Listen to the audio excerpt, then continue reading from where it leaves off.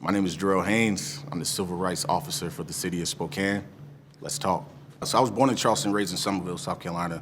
And, Charleston is notoriously, historically, one of our country's largest slave trade ports.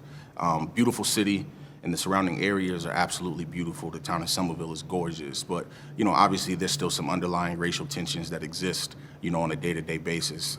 It wasn't until 2015 when the Confederate flag was no longer flown on the state capitol building in the state of South Carolina.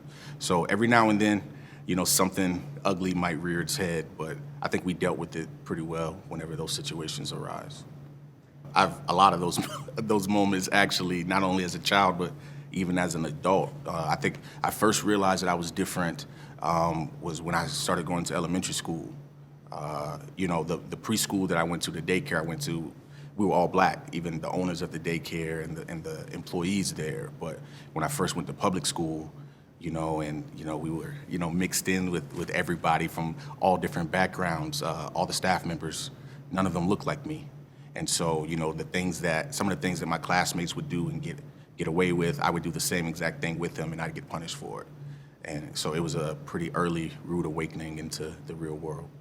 It's been interesting, I think, you get received really well by a lot of people because I think there's a lot of well-intentioned people here in Spokane, but then, there's some of those, underlying microaggressions, we like to call them, that happen on a day-to-day basis also, especially in the professional setting. I could say something and it may not be received the same way, but then somebody can follow it up and everyone loves it, so learning to navigate around that and to, when to speak up, when to hold your tongue is important because you really don't want to put yourself out there too much in a negative way and have negative blowback on you.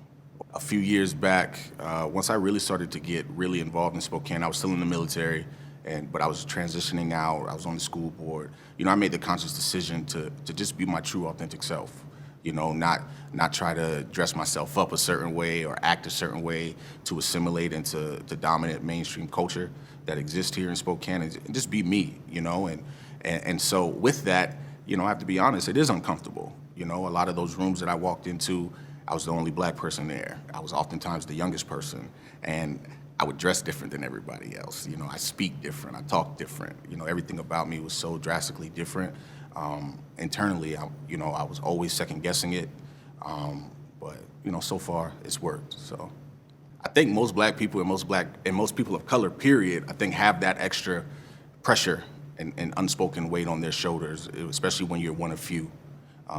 You constantly, you don't want to be perceived negatively because you think that it's a negative perception will form about your entire culture or an entire group of people that you identify with.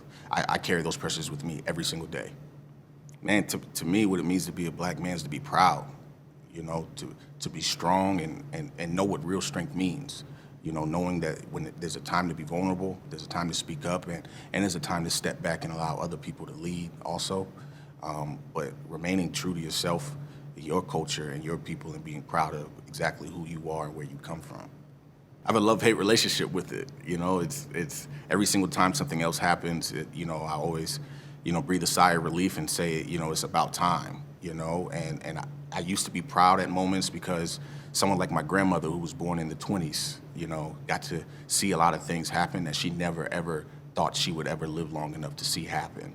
And now with each new thing that happens, I get sad too, because it's another thing that she should have been able to experience that she no longer will because she's passed now. So yeah, my family's been in South Carolina since, some of them before slavery, others, since slavery time and since they, left the shackles of slavery, both my grandmother and my grandfather's side. One of my favorite things to do used to sit around my grandmother and her siblings and just hear their stories about what life was like growing up. Even my mom's one of 7, and the older half of her siblings, they never went to integrated schools. They spent their entire childhood in the segregated South. And so to hear stories that they've had about discrimination and the catastrophes that they witnessed, it was always fascinating for me as a young kid. It's not that long ago, right? Like I said, I have aunts and uncles that are very much alive, still working, still making money. And that means that they have a lot of other classmates and a lot of people like them that are in positions of leadership and power who never went to an integrated school, that are still making, very vital, important decisions for each and every one of us on a daily basis. It's not history. It is history, but, it's living, breathing history today too.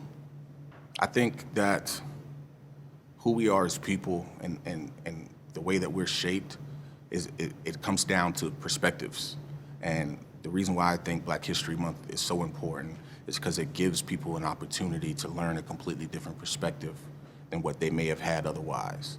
And so, if people here in Spokane and the Inland Northwest, take Black History Month seriously as an opportunity to really lean in and not avoid certain hard conversations about the realities of people who walk this earth today, I think we'll all be better off for it.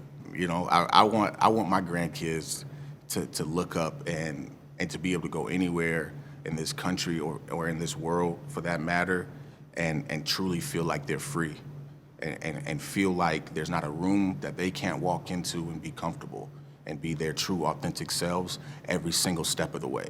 That I want my grandkids to feel like every conversation they have, every boardroom they're in, every classroom they're in, they can bring themselves and they see themselves represented in a lot of other ways too. I think me and a lot of other people that look like me consistently feel this pressure to not have to have awkward conversations and answer questions about, well, why do you talk that way? Or why do you dress that way? Or why do you act that way? At times, historically, it's been easier for you to just assimilate. Coming from South Carolina, where I come from, I'm also part of Gullah Geechee heritage.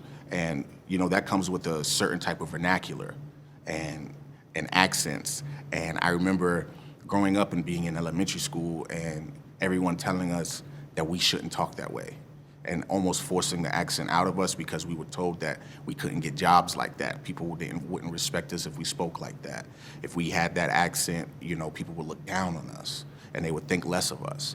And so when I say bring your full, true, authentic self, I mean, allow yourself and give yourself that freedom to be who you truly are and to express your full culture, your full heritage every step of the way and not feel the need to lean into someone else's culture or heritage or mirror that of somebody else's just to get along or just to be given the opportunity. When I first came to Spokane, my first impression about how it was different from where I grew up was, one, I moved here in the wintertime, so there was snow on the ground, it started snowing, and so I absolutely hated it. And the lack of diversity was an immediate, obvious thing. My supervisor at the time picked me up and he told me, like, oh yeah, Spokane's amazing, you're gonna love it, which I ended up falling in love with Spokane. And he was like, it's diverse, you see all different people from different cultures and backgrounds everywhere you go, and that wasn't the reality at all. It literally took 2 days of me being off base for me to realize, like, man, I don't think I've seen anyone else that looks like me yet, And so the weather, one, lack of diversity, two, with the like major differences right off the bat for me. Man, my grandma and my mom, talking to them every single day when I first moved here, that's where I was comfortable and at home. And then, my mom and my grandma, they reassured me that they raised, kids to be, able to be successful no matter where you go in this world.